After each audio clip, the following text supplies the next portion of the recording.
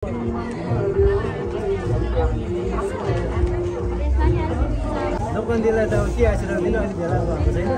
राम्रोसँग पढ्नु है ठुलोलाई आदर गर्नु सानोलाई माया गर्नु दोकानदार दिएर पनि आउँछ थाहा छैन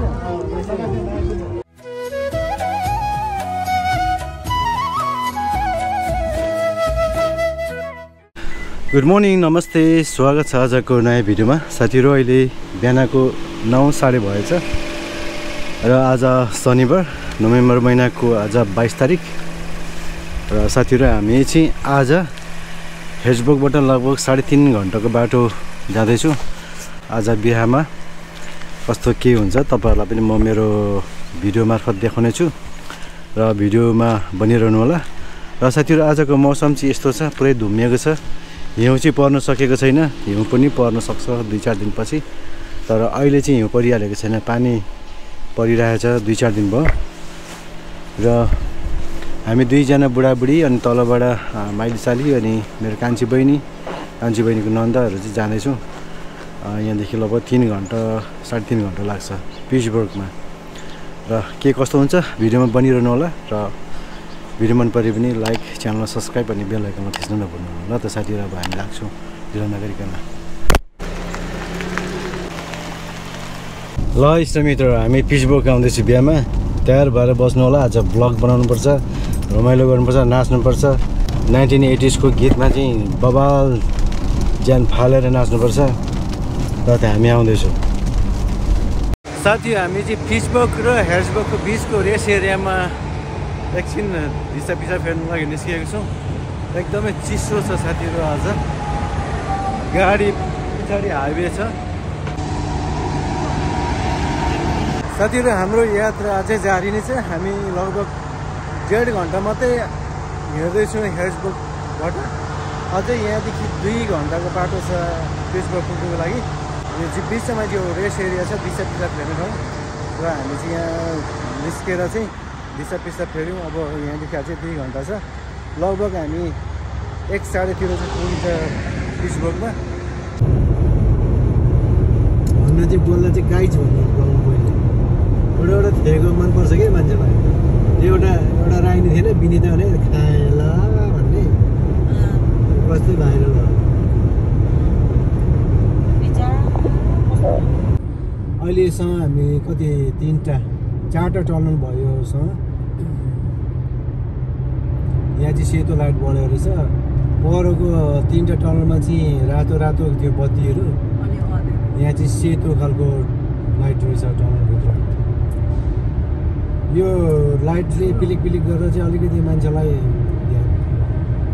कस्तो हुँदो रहेछ यो गाडी कुदाउँदाखेरि साथीहरु म चाहिँ अहिले पिट्सबर्गको एकदम व्यस्त सडकमा छु पछाडि ब्याकग्राउन्ड हाल्छु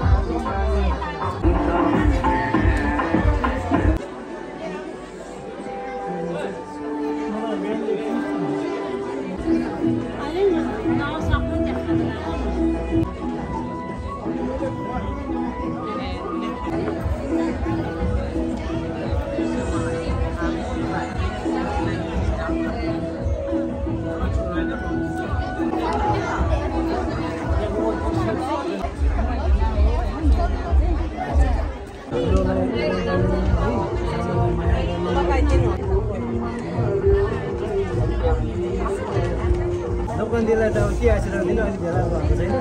राम्रोसँग पढ्नु है ज्ञानी हुनु ठुलोलाई आदर गर्नु सानोलाई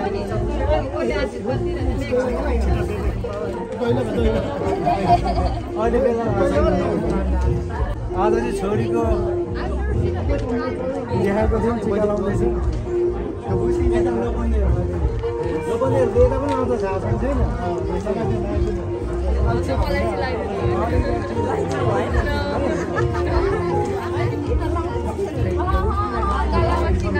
तिमीलाई मैले अघि टिका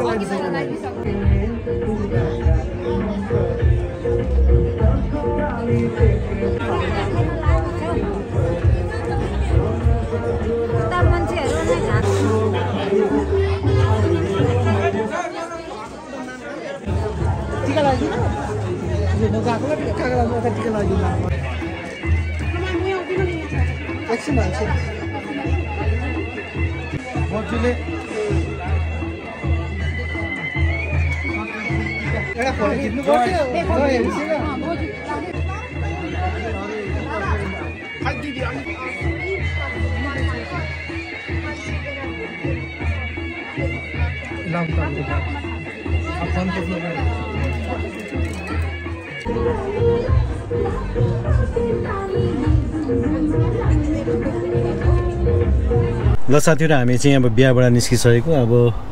एकछिन त्यहाँ हाम्रो मित भाइ बिरामी हुनुहुन्छ अरे त्यहाँ बिरामीलाई हेरिराखेर चाहिँ अनि हामी फर्किन्छौँ ल साथीहरु अझै एउटा टनल बाँकी नै छ यो चाहिँ सेकेन्ड टनल हो अब यो काटेपछि फेरि अर्को टनल लगतै आउँछ यसको अलिकति पर्दैन हो यो दिउँसो चाहिँ बिहान यसको रातो बोलेको थियो अहिले फेरि हरियो सेतो बोलिरहेछ खै चेन्ज हुँदो रहेछ है क्या नि त्यसको त्यो उयो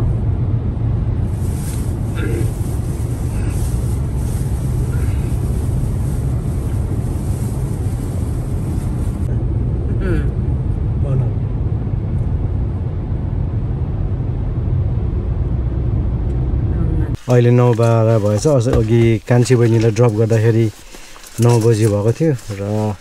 त्यहाँदेखि माइली सारीलाई ड्रप गर्यो अनि हामी बुढाबुढी चाहिँ यहाँ घरमा आइपुग्यौँ अब मेरो सामानहरू चाहिँ पछाडिपट्टि यहाँ मेरो ब्याग छ अनि यहाँ छ सामान